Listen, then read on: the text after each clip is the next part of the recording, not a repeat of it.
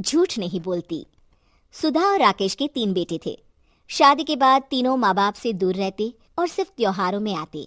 माँ जी, पिताजी, अगली बार आप लोग हमारे घर आइएगा। अरे नहीं बहू, सब यही आ जाते हैं तो घर खिला खिला लगता है। हाँ बहू, तू हमेशा बुलाती है तो जरूर आएंगे तेरे पास भी। हाँ हाँ, दीदी का घर बड़ा जो है, सब कुछ अपनी शादी के बाद दीदी को ही तो दे दिया था। हमें भी दिया होता तो हम भी बड़ा घर लेते। क्यों सुनील? अरे नहीं नहीं, पापा ने सबको एक बराबर ही दिया है। छोटी बहू, क्या चाहिए तुम्हें, बोलो। वो आपके सोने की चेन वाली घड़ी है ना, वो अगर आप मुझे, तभी वहाँ मजली बहू भी आ जाती है। और मुझे ना आपका मंगलसूत्र कितना लंबा, सुंदर और भारी भी है। अरे हाँ हाँ, तुम दोनों को ही दूंगी बहू, चिंता ना करो। चलो अब खाना लगाओ, खाना खाया जाए। सभी मिलकर खाना खाते हैं कि पड़ोसन आ जाती है। अरे सुधा बहन, थोड़ी चीनी तो देना, घर में शक्कर नहीं है और मेहमान सर पर बैठे हैं। अरे छोटी बहू, चाची को शक्कर तो दे दो।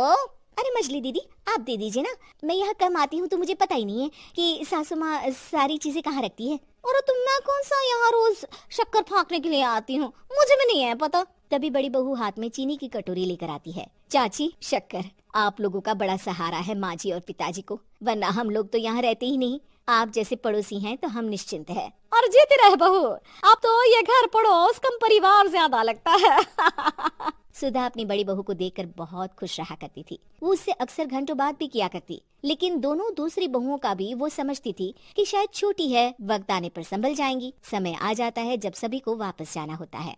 माँ जी, हम लोगों की फ्लाइट पहले है, हमें इजाजत दे। वो सास के गले लगकर चली जाती है। थोड़ी देर बाद छोटी बहू कहती है, माँ जी, मैं ना ये सोफे के कवर और चादरें ले जा रही हूँ, यहाँ तो ऐसी ही पड़ी रहेंगी। हाँ हाँ बहू, ले जा, और कुछ चाहिए तो बोल। और तो चाहिए बहुत कुछ, पर चलिए कोई बात नहीं, अगली बार ले जाऊंगी मैं। ऐसे ही मंजली बहू भी घर का बहुत सारा सामान ले जाती है। सभी के जाने के बाद सुधा राकेश से कहती है, घर कितना सूना लग रहा है ना। हाँ, और खाली भी। तुम्हारी दोनों बहुएं सब बटोर गई।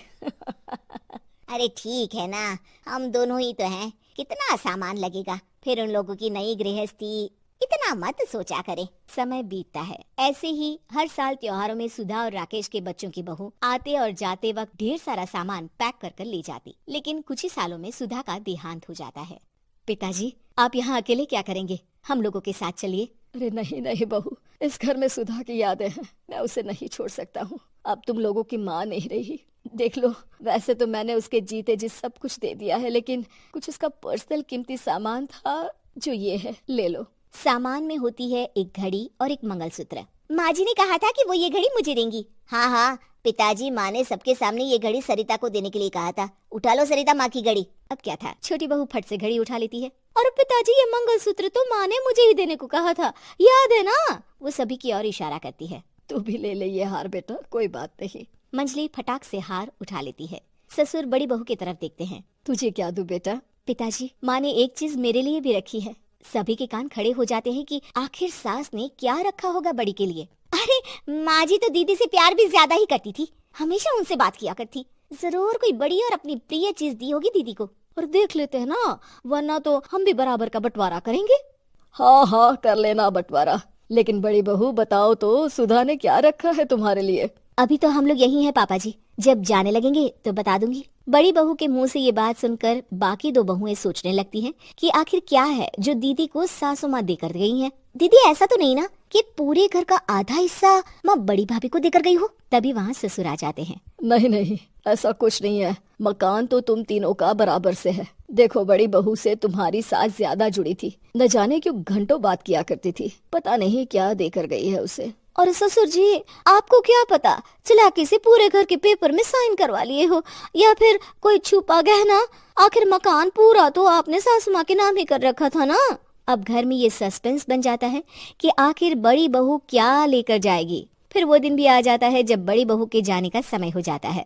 बेटा, परसों तुम चली जाओगी, बताया नहीं माँ ने तुम्हें क्या दिया? घड़ी और हार जो बेशकीमती था और तुम्हारी सास को सबसे ज्यादा प्रिय था, उसका तो बंटवारा भी हो चुका है। अब तुम्हारी बारी। हाँ पिताजी, आज मैं ये बात बताने ही वाली थी। माँ ने मुझे उससे भी बेशकीमती चीज दी है, और वो है आप। आपसे अधिक प्रिय उन्हें कुछ नहीं था। माँ चाहती थी कि आप मेरे साथ रहें।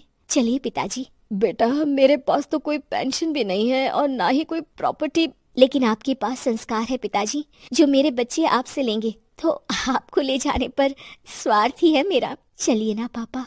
सभी के सामने पिताजी बड़ी बहू और बेटे के साथ उनके घर चले जाते हैं।